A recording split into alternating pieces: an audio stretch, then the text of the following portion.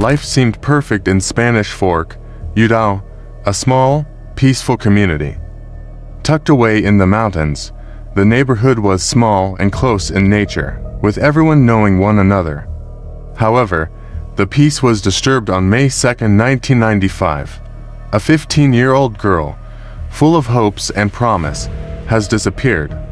That day, like any other, Kiplyn Davis, a bright and energetic student at Spanish Fork High School, left for school. She would never return home.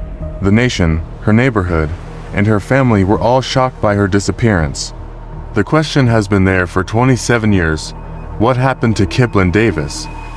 Hello viewers, in this video, I will tell you the disappearance of Kiplyn Davis. This is a story of heartbreak, mystery, and a relentless pursuit of answers in the face of tragedy. So, let's begin the video. Kiplyn Davis was born in Provo, Utah, on July 1, 1979, to Richard and Tamara Davis. Growing up, she was described as a social butterfly who was kind to everyone she met. She had a bright personality, which often led to her being the center of attention at social gatherings. At the time of her disappearance and presumed murder, Kiplyn was a sophomore at Spanish Fork High School. On the morning of May 2, 1995, Kiplyn got into an argument with her parents and left to attend a driver's education class at the high school, located about 8 blocks from her home. She subsequently attended her morning classes and was last seen sitting with her friends in the school cafeteria around lunchtime. The school contacted Kiplyn's parents when Kiplyn did not attend her 4th and 5th period classes at 5 p.m. When she hadn't returned home at her usual time, Tamara and Richard reported their daughter missing to the Spanish Fork Police Department. Kiplyn's disappearance was initially treated as a runaway case, given her age and the fact she had gotten into an argument with her parents that morning. This meant it took 2 weeks for them to issue a public plea for information. Richard and Tamara were quick to dismiss the possibility their daughter had run away, as she was happy with how life was going. She was close to getting her driver's license, and she was excited about her older sister's upcoming wedding. A search of Kiplyn's school locker found she had left behind all of her personal belongings, including her retainer, school books, makeup, and purse, not things a girl running away would forget to take with her. After being questioned, one of her classmates then changed his before story of having spoken to the 15-year-old who went missing between 4th and 5th periods. Following Kiplyn's disappearance, there were rumors going about for weeks that her body was buried under a building, in a nearby canyon, and in a train tunnel. Soon after she was last seen at Spanish Fork High School, there were also rumors that she may have been spotted in a car. Unfortunately, none of these stories could be confirmed or dismissed. Within 2 months of Kiplyn going missing, the FBI began involved in the investigation. However, it was not until 2003 that progress would be made, thanks to the efforts of U.S. Attorney Paul Warner. His deep dive into the case focused on the 15-year-old's classmates Timmy Brent Olsen, David Rucker Leifson, Scott Brunson, and Christopher Neil Jepson, and their friend, Gary Blackmore. Olsen, Brunson, Jepson, and Leifson were members of the Spanish Fork High School Drama Club, and they had claimed to have been in the auditorium on the day Kiplyn went missing. They mentioned that they had been hanging lights for a show that was coming up. A community group that was practicing in the room at the same time dismissed this story, saying that none of the members had seen the 4 teens that day.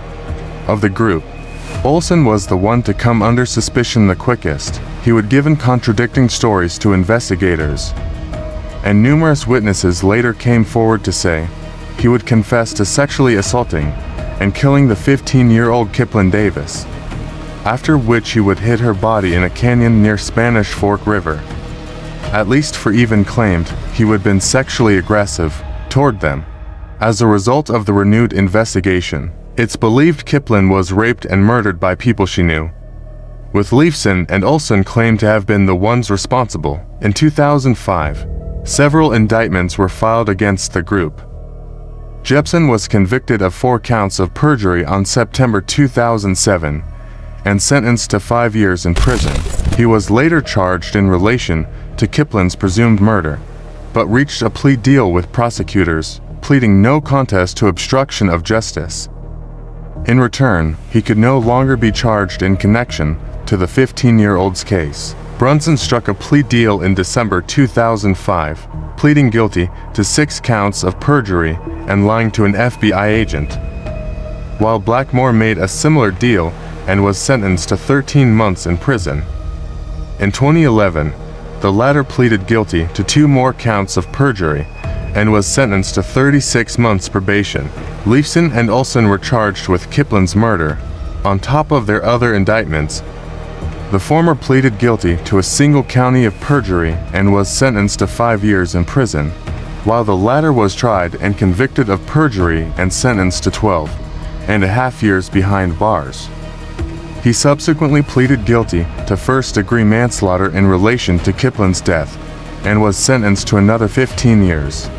Olson alleged he would saw another person strike Kiplyn on the head with a softball-sized rock and that, after, he would help move her body to Spanish Fork Canyon.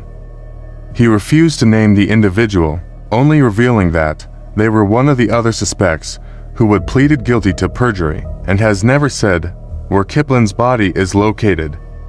This prevented him from being granted parole in 2021, with the Board of Pardons saying he had not cooperated in good faith. The search for Kiplyn remains active. In the aftermath of her disappearance, her younger sister, Carissa Davis Lords, set up the Find Kiplyn Davis Facebook page, while her father wrote a book about the case, titled When an Angel Leaves Your Life. All money raised through its sale go toward a scholarship fund that was set up in his daughter's honor. Kiplyn Davis went missing from Spanish Fork High School in Spanish Fork, Utah County, on May 2, 1995. She was 15 years old and was last seen wearing an off-white crew neck with a beige stripe, a light blue denim vest with beige stripes and a small designer tag, dark blue Bum Equipment brand denim shorts, white Colorado brand leather sandals with cork soles and 3 stripes on the front and 2 around the heel, a white Hanes brand shirt and royal blue underpants. She was also wearing 2 sterling silver rings, one in the shape of a flower and the other shaped like a shield, with the letters CTR on it and flowers on either side. While she had pierced ears and was supposed to wear a retainer, she was not wearing it, or earrings on the day she disappeared. At the time she went missing, Kiplyn stood between 5 feet 2 inches and 5 feet 4 inches, and weighed 110 to 120 pounds. She had a fair complexion, with freckles and curly red or auburn hair that fell below her shoulders. Her eyes were light blue, and she had a small birthmark on the back of her neck. Kiplyn's case is currently classified as a non-family abduction. DNA and dentals are available, should her remains be located. Friends, if you have any information regarding the disappearance of Kiplyn Davis, please contact the authorities. Her family and her community continue to seek justice. Viewers, what you can say about this case, please tell me in the comment box. Thank you for watching. Please like, share, and subscribe for more true crime stories, and let's work together to keep Kiplyn's story alive.